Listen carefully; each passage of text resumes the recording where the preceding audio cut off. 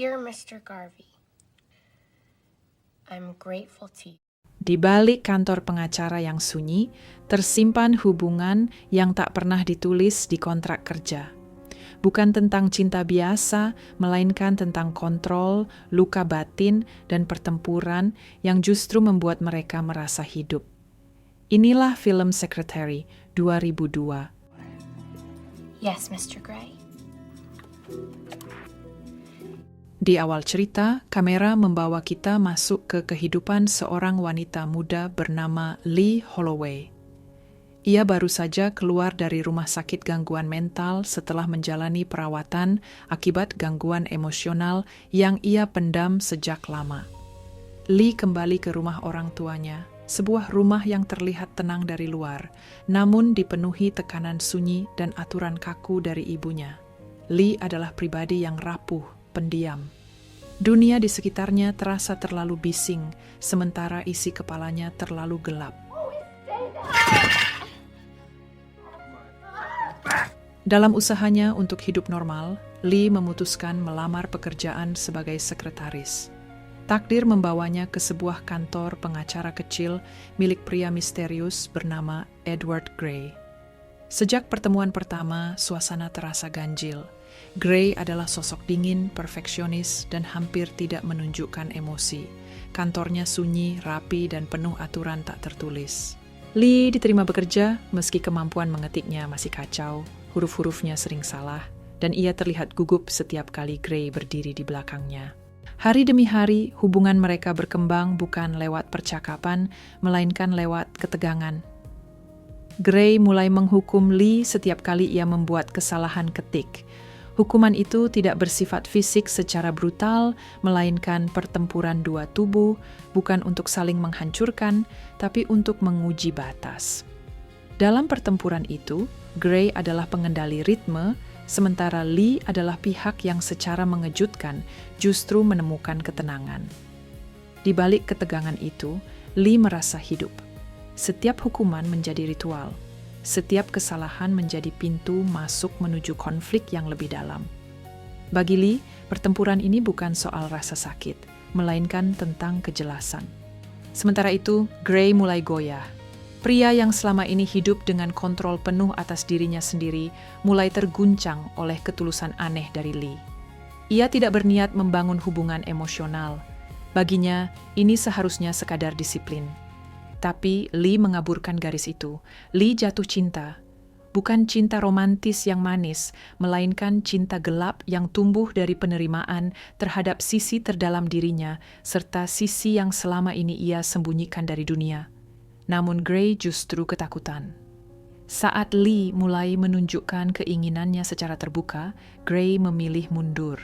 Saat Gray mulai menarik diri dan memutus hubungan kerja secara sepihak, Lee tidak langsung melawan. Ia mencoba melakukan apa yang disebut dunia sebagai hidup normal. Ia menerima lamaran pria lain, mengenakan gaun, dan berdiri di altar dengan senyum yang dipaksakan. Namun tepat sebelum janji diucapkan, Lee sadar satu hal. Ia tidak pernah benar-benar pergi dari Gray. Pertempuran batin itu masih hidup di tubuhnya. Lee meninggalkan pernikahan itu begitu saja. Tanpa penjelasan panjang, tanpa drama terbuka, ia melangkah keluar, menanggalkan masa depan yang tampak sehat di mata orang lain, lalu menuju satu tempat yang selalu memanggilnya, yaitu kantor Gray. Di sanalah Lee duduk. Ia tidak berteriak, tidak mengetuk, tidak memohon. Ia hanya duduk diam di depan kantor Gray hari demi hari. Tubuhnya menjadi pernyataan. Keheningannya menjadi investigasi paling brutal. Apakah Gray akan terus bersembunyi di balik kepatuhan sosial atau berani mengakui kebenaran tentang dirinya sendiri? Lee menolak makan, menolak pergi.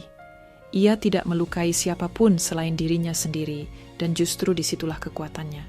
Ia tidak meminta dikasihani, ia menuntut diakui. Hari berganti hari, orang-orang mulai memperhatikan, media datang. Lee menjadi simbol kegigihan yang tak bisa dijelaskan dengan logika biasa.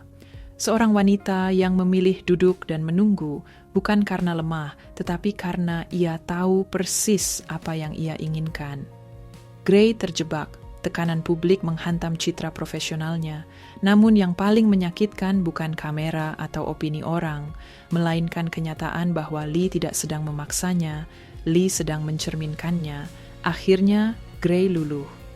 Bukan karena rasa iba, bukan karena takut pada dunia luar, tapi karena ia tak lagi mampu menyangkal bahwa pertempuran yang mereka jalani selama ini, ritual, kontrol, dan tarikan gelap itu, bukan penyimpangan kosong. Itu adalah bahasa cinta mereka. Cinta yang tidak rapi, tidak aman, tapi jujur. Gray menemui Lee.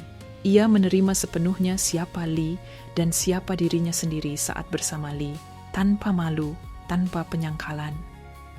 Di akhir cerita, Lee dan Gray tidak digambarkan sebagai pasangan ideal. Mereka adalah dua individu yang menemukan keseimbangan lewat kegelapan, bukan cahaya. Hubungan mereka tetap aneh bagi dunia luar, tapi di dalamnya terdapat persetujuan, kontrol yang disadari, dan penerimaan penuh. Film pun ditutup dengan satu pesan sunyi, bahwa kadang cinta tidak datang untuk menyembuhkan, melainkan untuk menerima luka apa adanya. Jadi itulah alur cerita lengkap dari film Secretary 2002, sebuah drama psikologis gelap yang dari luar terlihat tenang dan sunyi, tapi perlahan menguliti luka terdalam para karakternya. Kalau menurut kamu film ini relevan dengan kehidupan nyata, jangan ragu tuliskan pendapat kamu di kolom komentar. Apakah hubungan Lee dan Gray adalah bentuk kejujuran paling murni? Atau justru sebuah pelarian berbahaya yang dibungkus persetujuan? Terima kasih buat kalian yang sudah menonton sampai akhir. Jangan lupa klik like kalau video ini bermanfaat, subscribe supaya nggak ketinggalan alur cerita film-film gelap lainnya, dan share ke teman kalian sebagai pengingat bahwa tidak semua hubungan bisa dinilai dari luar dan tidak semua luka ingin disembuhkan. Sampai jumpa di video berikutnya. Tetap manis, tetap santai, dan tetap di es teh manis.